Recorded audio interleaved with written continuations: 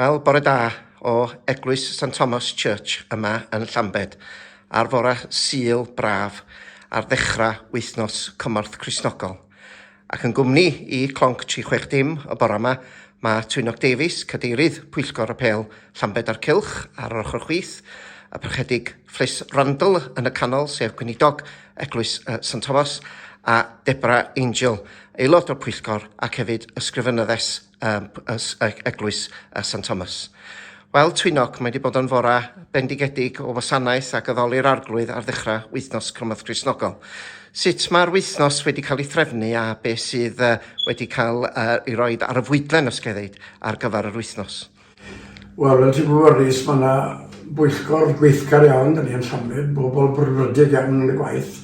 A dwi wedi trefnu sawl bore coffi, mae un wedi bod yn yr Eglwys ddoe, lle ddannus iawn. Bore fori yn Ganolfan Cwman. Ac wedyn mae Eglwys Sant Tomos yn trefnu bore coffi hefyd. Blaw am wrth gwrs y brecwas mawr yn Eglwys Davies, dy'n Mercher. So mae yna dipyn o weithgaredd yn mynd mlaen yn ystod yr wythnos. A mae hwn yn llanw bwlch fe'n gwrynedd oherwydd blynydde ôl fydden ni mynd o gwmpas y tai, ond mae hwnna nawr oherwydd Covid wedi mynd yn anodd.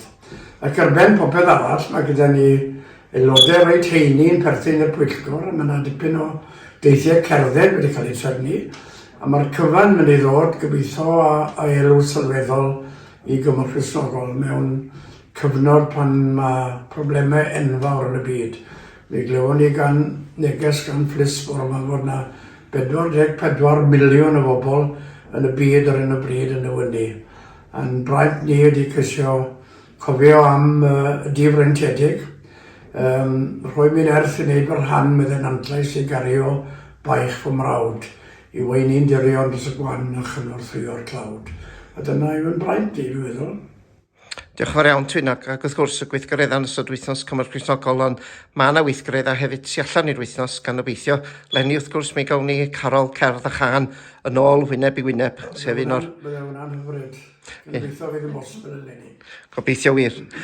And over to you, Flis. A lovely service this morning here in St. Thomas about Christian aid, about the Lord who is guiding us in all that we do.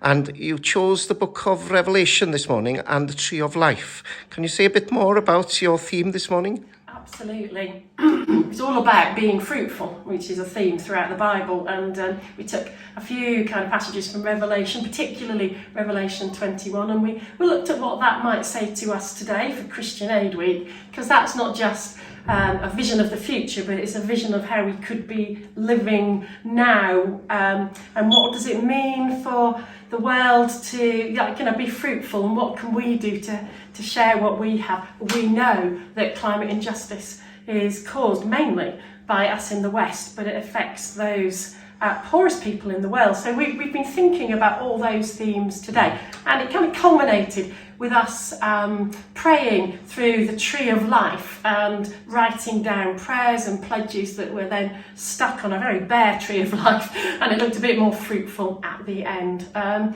so it's been a lovely service today. I've been really kind of touched with how many folks have come. Lovely. Always look forward to Christian Aid Week. It brings churches together around a really important kind of theme, and it's all good. Diolch yn fawr iawn, Flis. And dwi'n deall bod chi'n dysgu Cymraeg da iawn, ac yn dall mae mond yn ddiwedd. As you only recently became minister here in St. Thomas, and you live in Aberystwyth.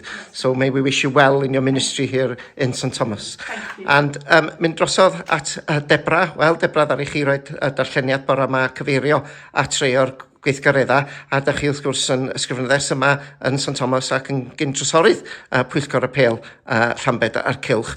Be da chi'n gobeithio weld wsos yma? Da chi'n neud y cama, y 300,000 o gama eto, Lenni? Wel, na, dwi ddim yn neud 300,000, ond dwi'n gwneud taith cerbyd. Dwi'n meddwl bydd un, trwy'r coleg, a mae llwybr newydd yn mynd ar ochr y diwlas. So dwi'n credu gan bod y lot o'r cod, mae blodau ar y cod ac yn y blaen bydd e'n dlws iawn ar y ffordd. A ble dyn ni'n cerdded tuag at yw festri bron Davies, ble mae'r brecwast mawr yn cymryd lle. So gobeithio byddwn nhw gyd wedi teimlo fel ni moyn brecwast a ni'n bolon rhoi digon o arian am y brecwast hefyd. A ni'n gwybod yn bron Davies mae bobl proffesiynol sy'n goginio. So fel fydd e'n braf iawn yn y festri, dwi'n siŵr. Ac wedyn wrth gwrs y brecwast mawr yn festri Bron Davies bore dim Mercher yn rhwng 7 a hanner dydd, ond da chi ddim yn mynd i ddechrau cerdded am 7 o gloch. Faint o gloch da chi'n cerdded ac lle da chi'n cyfarfod? Ni'n cyfarfod yn maes parcio'r co-op ar y pen draw. Dyna ble mae'r diwlas yn rhedeg i mewn i'r Taifi. Wedyn ni byddwn ni'n cerdded lan stryd y bont trwy'r coleg a lawr y llwybr newydd. Wac bydd e ddim yn cymryd awr, dwi ddim yn credu. So byddwn ni'n dechrau am 9 gloch a dwi wedi rhoi newyddion mas yn y capel os dy bobl ddim yn moyn cerdded, ond maen nhw'n moyn dod i'r festri gael brecwast neu dim ond paned o goffi neu rhywbeth. Croeso mawr, byddwn ni na am 10 o'r gloch. So gewn ni weld pwy fydd yn dod, ond croeso i bawb.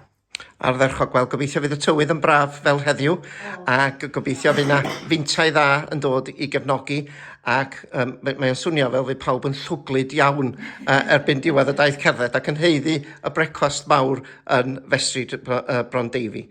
Ac wrth gwrs, bore fori yn Neuadd Cwman, mae'r bore coffi yn dydi rhwng 10 a 12, ac felly yn dymuno dda i bawb sydd yn clwm a bob gweithgarwch yn ystod yr wythnos. Ac diolch yn fawr iawn i'r tri o'na chi am siarad gyda Clonc 360 bore yma, a dymuno dda iawn i Bwyllgor a Pêl Llanbed a'r Cylch ar gyfer Cymorth Cristnogol yn ystod yr wythnos arbennig yma yn flynyddol yn cefnogi yr achos hyddiannol hwn sydd yn gwneud gymaint o waith ar draws y byd i helpu bobl sydd yn anghennus, bobl sy'n dlawd a bobl hefyd sydd yn heiddi cael gwell bywyd a'r bywyd wrth gwrs da ni yn ei fwynhau. Diolch yn fawr iawn i'r tri o'na chi.